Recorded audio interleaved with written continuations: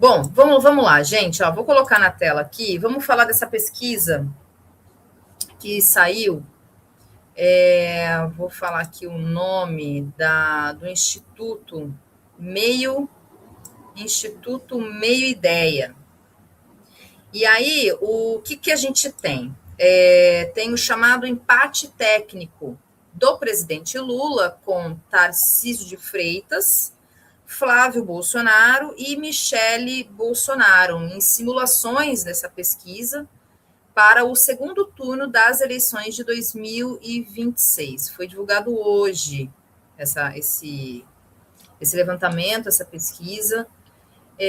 Nesse segundo turno, o que a pesquisa está apresentando? Que o Lula atinge 45,8% das intenções de voto contra 41% do senador Flávio Bolsonaro. Na disputa com Tarcísio de Freitas, o Lula ficaria com 44% das intenções de votos, e o governador de São Paulo, Tarcísio de Freitas, com 42%. E Michele Bolsonaro marcaria 40% das intenções de voto contra 45% do presidente Lula. Por conta de margem de erro, né, aquela dinâmica toda que a gente sabe de pesquisa, isso significaria um empate. E então o que se teria nessa mesma pesquisa, a partir dessa mesma pesquisa que foi realizada no mês passado, em janeiro, no começo do mês passado, mostrava que o presidente Lula ele venceria tanto o Flávio Bolsonaro quanto a Michele Bolsonaro, mas empataria com o Tarcísio de Freitas. Então, eles estão fazendo só uma comparação com relação à pesquisa que foi realizada em janeiro, começo do mês, e agora realizada entre final de janeiro e comecinho de fevereiro agora. Aí tem outros nomes, né? Como isso já vem acontecendo, né? Essas pesquisas para os presidenciáveis, elas vêm acontecendo já tem uns meses, e o cenário ele é muito parecido. Por quê? Porque também o que aparece na pesquisa é o Lula contra Ratinho Júnior, que é o governador do Paraná, contra o Ronaldo Caiado, que é o governador de Goiás, contra o Romeu Zema, que é o governador de Minas Gerais, e contra o Eduardo Leite, que é o governador do Rio Grande do Sul. Aí, entre esses, assim, as margens de diferença são poucas, né? Contra o Ratinho ficaria com 38% da intenção de votos, o Ronaldo Caiado ficaria com 34% das intenções de votos, o Romeu Zema também com 34%, e o Eduardo Leite com um pouco menos, com 21%. Aí, vejam, olha só, Eribaldo, também a pesquisa está apontando que o Renan Santos, esse do Partido Missão, né, que a gente pode até falar, que aqui o camarada falou, né, que ele tá andando aí no interior do Nordeste, enfim, teria 26% das intenções de voto, e o Aldo Rebelo, esse outro, que também a gente vai falar sobre ele, né, a respeito da entrevista que ele deu, bastante reveladora, diga-se de passagem, lá para o Breno Altman, no Opera Mundi, ficaria com 20% das intenções de votos. A pergunta que essa pesquisa fez é, entre Lula e Tarcísio de Freitas, em quem você votaria se as eleições fossem hoje? E aí, né, Lula e fulano, Lula e o outro. Então, é Lula contra a rapa, né, gente? No português, como eu disse para vocês, no bom português, é o famoso Lula contra a rapa. Por isso que, inclusive, na chamada aí, que vocês, para quem está vendo a nossa thumb, a gente está justamente tratando isso, lulismo e bolsonarismo. Afinal de contas, todos esses candidatos que a gente está falando aqui são todos alinhados ao bolsonarismo, todos ali que estão junto, né, que vêm na esteira da extrema-direita, que são aliados do Jair Bolsonaro, são governadores que representam essa agenda reacionária da extrema-direita, ataques aos direitos dos trabalhadores, ataque às mulheres, às minorias representativas. É uma gente que tem no seu histórico denúncias de trabalho contra trabalho escravo, por exemplo, que é o caso do Ronaldo Caiado, família de latifundiários e de escravocratas também, está na linhagem do Ronaldo Caiado, e todos esses governadores, né, que são alinhados realmente a esse bolsonarismo. Então, são cenários que vão sendo apresentados para esse entendimento, Eribaldo, de que temos, então, esse candidato que é da Frente Ampla, né, Frente Ampla Amplíssima, que representa parte da esquerda, né, da esquerda progressista, mas também parte da esquerda, que tem muitos que dizem que é a esquerda democrática. Fico tentando entender onde é que o PSDB seria esquerda democrática, ou figuras que eram do PSDB, que agora estão no PSB, seriam esquerda democrática, afinal de contas, são eles os responsáveis pelo processo do golpe contra a Dilma, lá 2015, 2016. Mas tudo bem, vamos seguir aqui, porque eles agora estão alinhados, né, ao atual governo, alinhados ao presidente Lula. Aí tem todo um arranjo dentro dos partidos do Centrão, que também estão fechados com o presidente Lula, inclusive para sua candidatura à reeleição agora em 2026, mas é o centro. O centro, a gente sabe que é a direita, né? E a esquerda é nós, né? É parte do Partido dos Trabalhadores, não é todo o Partido dos Trabalhadores, acho que a gente pode partir dessa premissa, e os partidos de esquerda, de fato, né? O PSOL e nós aqui, assim, que temos, eu não sou, nem o Eribaldo somos de nenhum partido, né? A gente não é filiado a nenhum partido, mas evidentemente que a gente está muito alinhado a essa esquerda que é anti-privatista, que é anti-neoliberalismo, que é contra os ataques que são feitos aos direitos dos trabalhadores, dos povos indígenas, os ataques que são feitos às empresas públicas, né, ataques a essa agenda que é completamente neoliberal e que a gente sabe muito bem que está sendo apresentada pelo atual governo. Então, não dá muito para falar que o atual governo é um governo de esquerda, é um governo progressista, mas é neoliberal e ele também, né, enfim, a partir, claro, de uma conjuntura, de escolhas que são feitas também, mas ele também tem entre os seus apoiadores parte da direita, e que é chamado, né, como eu disse, de centrão, mas que não é necessariamente a esquerda. Então, essa parte desse campo político está alinhado com o presidente Lula. E do lado de lá é o bolsonarismo, né? Tem o núcleo duro do bolsonarismo, que é aqueles, inclusive, que já defendem que o candidato tem que ser o Flávio Bolsonaro, e tem aqueles que pensam em outros nomes, enfim, até porque o Flávio Bolsonaro, vamos lembrar que ele é um incompetente, para dizer o mínimo, né? Covarde, fugiu de um debate, passou mal, literalmente passou mal em um dos debates que iam acontecer aqui no Rio de Janeiro. Ele foi atendido pela deputada e médica do PCdoB, como é que ela chama, gente? Esqueci o nome dela agora. Vocês vão lembrar aí. Jandira Fegali. Jandira Fegali, isso. Foi atendido por ela, mas o Jair Bolsonaro até impediu que ela atendesse, mas é isso. E aí o que ela disse, que ele literalmente, com perdão da palavra, mas é isso, ele literalmente cagou nas calças, né? A Jandira Fegali, ela menciona isso, que o cheiro, inclusive, estava forte. Então, o Flávio Bolsonaro é essa figura. E que pesa contra ele, inclusive, as acusações de rachadinha, né? De formar a caixa 2 no seu gabinete. Então, há acusações contra o Flávio Bolsonaro. Inclusive, há análises se Flávio Bolsonaro vai justamente colocar em risco o seu foro privilegiado, porque se ele sai do Senado para ser candidato à presidência e perde, ele fica sem o foro privilegiado, e a justiça pode ir para cima dele. Então, inclusive, tem quem faça essa análise que não necessariamente, talvez, o Flávio Bolsonaro vá colocar o seu foro privilegiado em risco, afinal de contas, ele pode perder.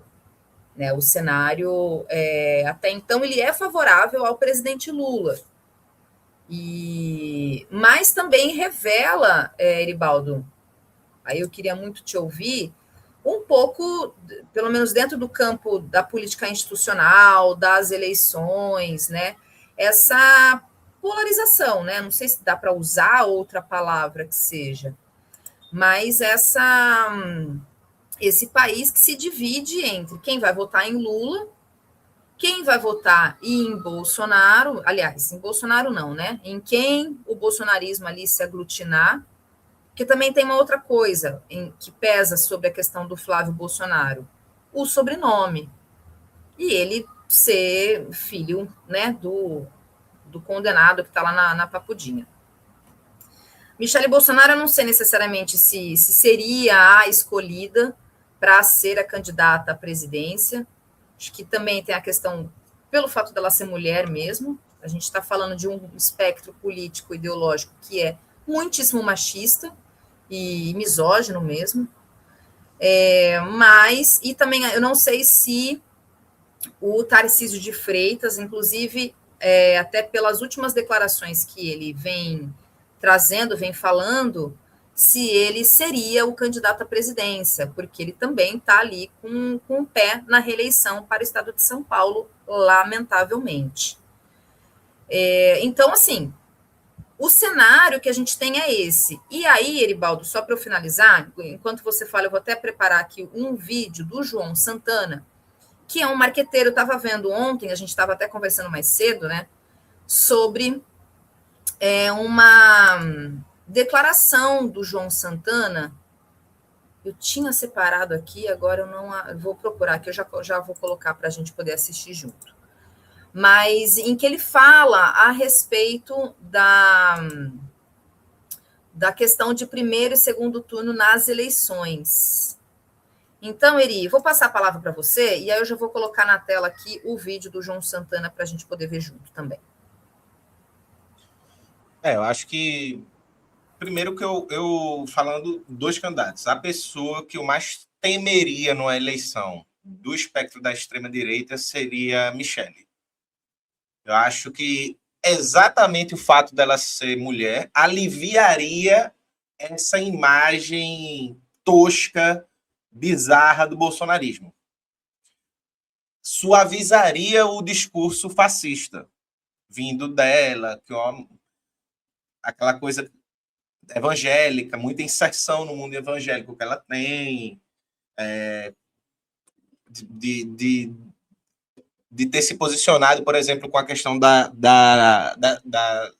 Libras, né, da linguagem de sinais. Então, acho que ela seria a candidata mais perigosa, a meu ver, inclusive a que teria menos rejeição, eu acho, acredito eu. Teria que ver nessa pesquisa de rejeição dos candidatos, né?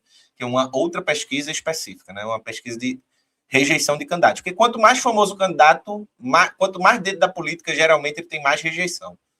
É normal. Por exemplo, Lula é muito rejeitado, mas ele também tem muito voto. Né? Michele, eu acho que ela não é tão rejeitada quanto os outros. Então, eu acho que ela seria mais perigosa, assim. Depois dela, Tarcísio, mas não acho que Tarcísio vai abandonar o governo do Estado para se candidatar a presidente. Eu, se fosse ele, inclusive, não faria isso. Eu, se fosse ele, tentaria a eleição para presidente só depois, na próxima. Nessa agora, não.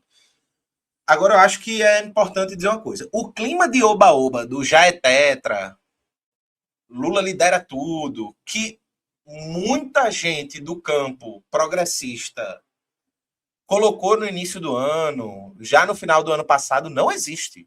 É uma ilusão. E eu arrisco dizer que sempre foi uma ilusão. Nunca, em nenhum momento, haveria a possibilidade da eleição ser tão fácil quanto se imaginou que seria. Agora eu acho que ela vai se tornar mais difícil do que se imaginou. Por quê? Porque, veja, em ano de eleição, o que é que todo governante faz? Aumenta o gasto para poder aumentar a sensação de melhora na vida das pessoas. Foi o que Bolsonaro fez. Inclusive, Bolsonaro recupera a popularidade no último ano de mandato, no ano das eleições. Né? Ali em 2022. Né? Então, Lula não vai poder fazer isso. Porque o arcabouço fiscal que ele mesmo escolheu tem um monte de gatilho de que qualquer coisa que você faça é impeachment, é processo, é um monte de coisa. Então, não vai ser tão fácil e não vai ter tantas ferramentas institucionais para poder o governo utilizar a máquina de governo durante a campanha. Está travado pelo arcabouço fiscal. Além disso, as políticas, e aí é isso, assim, eu já estou sem paciência com esse debate, ali, se o governo é neoliberal ou não. Assim, você pode chamar o governo de ditadura dos hobbits. Chame do que quiser. O fato é que as políticas do governo são políticas de cunho de austeridade, de corte de gastos, de investimento baixo e manutenção baixa de programas sociais, de baixa intensidade. E isso cria um clima de que, comparado ao governo Bolsonaro, é um governo melhor? As pessoas reconhecem isso nas pesquisas. Mas não tão melhor a ponto das pessoas sentirem que algo realmente mudou na vida delas. Então, não cria-se um clima de transformação. E o pior, não só não cria um clima de transformação, de mudança política na vida das pessoas, inclusive isso é algo que a pesquisa do ICL, que a gente vai comentar daqui em breve, fala, não só não cria um clima de transformação na vida das pessoas, como as pessoas veem os mesmos problemas em intensidades diferentes. Claro que na época de Bolsonaro era pior, hoje está um pouco melhor, mas os mesmos problemas de sempre. A justiça continua sendo injusta, problemas de corrupção, como no caso do Banco Master, onde a punição aos autores é sempre uma incerteza. A mudança, o país continua produzindo empregos precários, majoritariamente. A trava no salário mínimo, de que o salário mínimo vai ter aumento real, mas esse aumento real é muito baixo, tanto que se o arcabouço fiscal e a trava, né, a limitação do aumento do salário mínimo tivesse valendo desde 2020, desde 2003, Thalita, o salário mínimo hoje seria R$1.000, pouco mais que R$1.000. Então, há uma trava substancial no salário mínimo. Tudo isso acumulado dá uma sensação de que as coisas melhoraram, mas de fato não mudaram.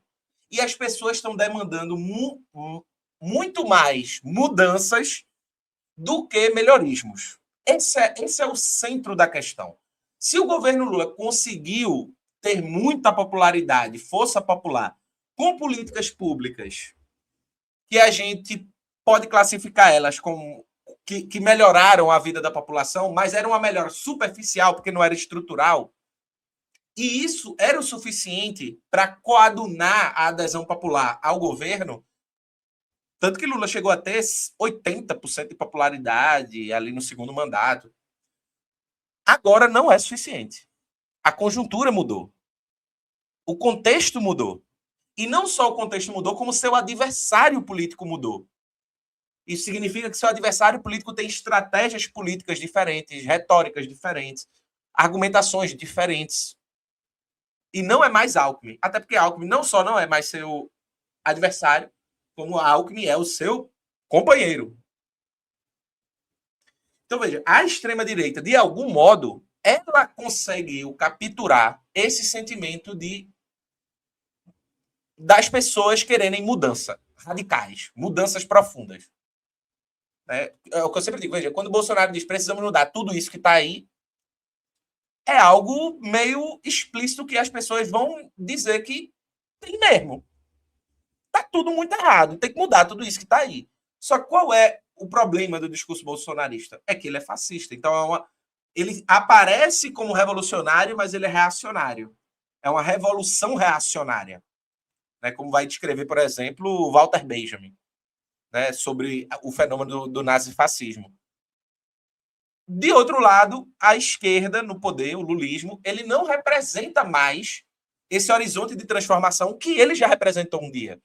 Quem estava consciente, né, vivo e com lembrança dos anos 2000, né, 2002, 2003, lembra que o sentimento na eleição de Lula era de transformação, era de mudança, era de sonhar um futuro diferente.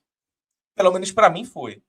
Talvez eu fosse só um garoto de 13 anos ingênuo, mas eu lembro que o sentimento das pessoas era por aí, de transformação. Hoje não. Hoje o lulismo representa uma estabilização do sistema. Então, Lula ele não representa nenhum futuro. Ele não representa nenhuma transformação. Porque a gente está vendo o esgotamento do projeto lulista. Porque a conjuntura mudou, o adversário mudou e o lulismo dá as mesmas respostas como se tivesse em 2002 e não em 2026. Isso cria um paradoxo onde o lulismo não consegue operar, nem enquanto máquina pública, transformações políticas suficientes para produzir uma adesão popular a contento para dar alguma folga, mesmo visando somente o processo eleitoral. Ele não consegue mais isso. Então, tudo indica, se não acontecer nada, porque a conjuntura é uma loucura, que essa eleição de 2026 vai ser muito apertada, como foi a de 2024. Lula é favorito? Lula é favorito. Mas não acho que esse favoritismo vai ser, sei lá, Flamengo jogando contra o Sport, que seria franquíssimo favorito Flamengo de vencer, pelo time que tem. Vai ser um Flamengo e Palmeiras, pau a pau. Vai ser acirrado, vai ser disputado. Então, eu acho que é preciso a gente entender 3 coisas para fazer política: diagnóstico, delimitação do campo de quem é o seu adversário, entender como o seu adversário age, e ao identificar isso, produzir um prognóstico. Como a esquerda hegemônica erra no diagnóstico, erra no prognóstico. E aí é isso. A nossa sorte, Thalita, é que a extrema-direita é burra. Muito burra. Bolsonaro é tosco. Os caras são burro para boicotar Michele, mesmo ela sendo o melhor nome. São burro para boicotar Michele. E são burro para não fazer um discurso menos tosco do que o de Bolsonaro. Porque se a extrema-direita começar a fazer um discurso um pouco menos tosco, um pouco menos bizarro e com um pouquinho mais de noção política, vai ficar feio pra gente. E assim, vai ficar feio pra gente. E a nossa, além disso, ainda se tem Lula para fazer esse freio.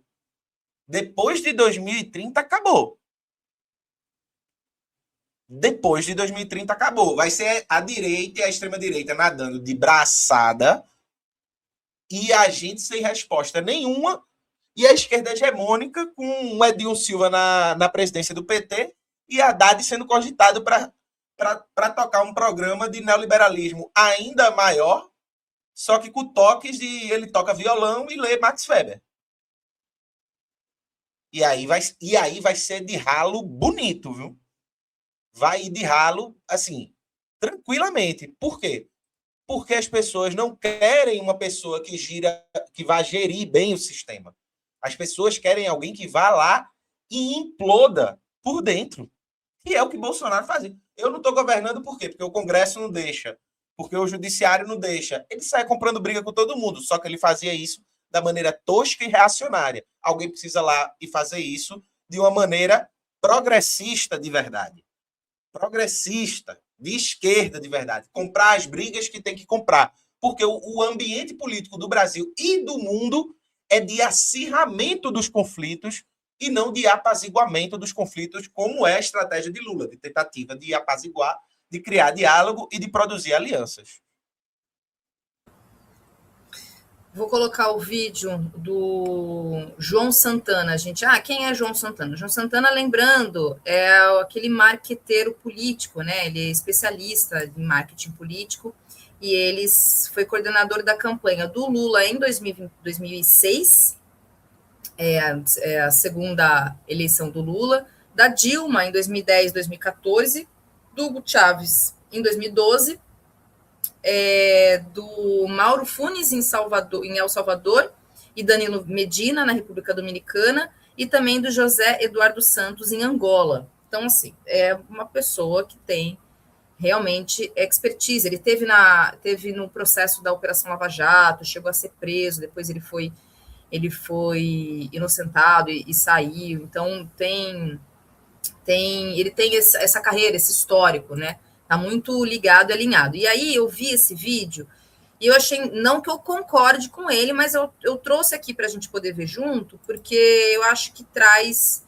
uma análise também a respeito desse cenário que a gente está conversando aqui a partir dessa pesquisa, e ele diz exatamente isso.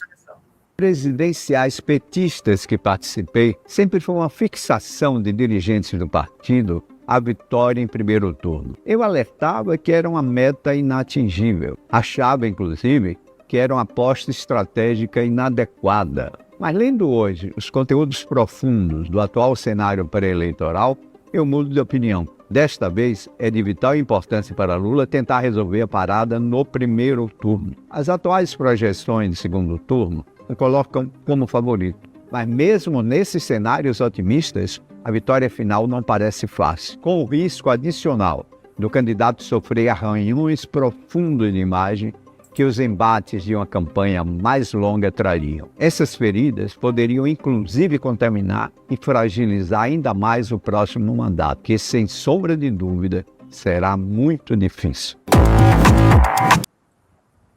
Bom, aí está fazendo uma propaganda da empresa dele.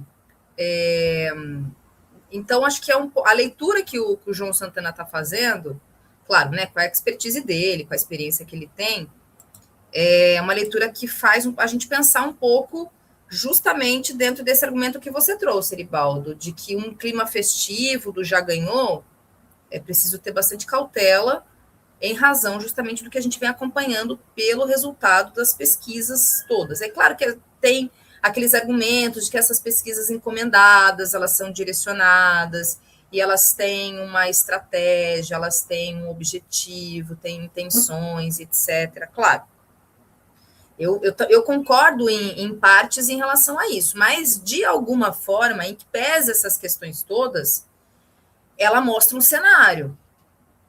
E é um pouco desse cenário de que, segundo inclusive esse vídeo do João Santana, a coisa não está assim tão realmente dada. E também eu acho muito, muito difícil a presidência, as eleições para a presidência ser resolvida no primeiro turno, no Brasil. Aí tem um outro argumento também que se coloca, que é sobre o fato, né, do presidente Lula, nesse momento, ter a máquina. E se ele tem a máquina, então a coisa fica, digamos, um pouco mais... a reeleição do Lula fica favorecida, né, sobre essa questão em termos de recursos mesmo. E para além de ter a máquina em termos de recursos, também tem a construção de coisas que podem acontecer, de aprovação de projetos ao longo do ano, que pode ser também, que podem ser importantes para esse processo, para que nenhum candidato da extrema-direita, por exemplo, venha a ser vitorioso. Um desses projetos que eu acho, no meu palpite aqui, que eu estou pensando, e que pode ser a grande bandeira, talvez, popular do presidente Lula, do governo, enfim, do campo progressista como um todo, é a pauta do 6x1, né, do fim da escala 6x1, que eu creio que muito estrategicamente essa pauta foi segurada para que ela seja justamente debatida neste momento, na esteira das eleições, porque é uma pauta popular, claro, vai atingir grande parte da classe trabalhadora que trabalha no regime 6x1, que é uma pauta importante, embora já rebaixada, porque já tem gente dentro do campo progressista que defende. Aqui eu não sei nem como é que está porque houve uma reformulação no texto do projeto.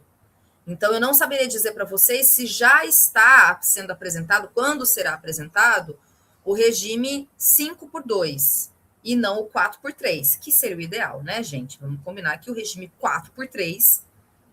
mas também vocês querem um mundo ideal. Sim, é assim que a gente negocia. A gente vai lá em cima e dali a gente, né? É assim que a gente negocia. Porque, veja, o regime 5x2, ele atinge uma grande massa da classe trabalhadora, de fato. Os trabalhadores do comércio, de alguns segmentos, como o telemarketing. Então, muitos segmentos da classe trabalhadora serão beneficiados, né, com o direito de mais um dia de descanso. Mas, em geral, aí para atingir de fato, né, a redução, que seria as 30 horas semanais, ou então, né, o 4x3, Eu acho que para mim seria o ideal, mas, enfim, o que quer que seja, eu creio que vai ser uma das grandes pautas para que esse governo, para que a reeleição do presidente Lula atinja esse grau de popularidade, entre outras coisas. Mas eu creio, Eribaldo, que esse vai ser um ponto aí que vai estrategicamente ser colocado para discussão esse ano pelo governo.